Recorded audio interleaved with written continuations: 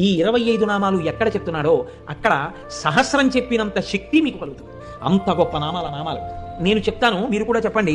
సింహాసనేషి, లలిత, మహారాజ్ఞి, వరాంకుశ, చాపిని, త్రిపురా చైవ, మహాత్రిపుర సుందరి, సుందరీ చక్రనాథ చ,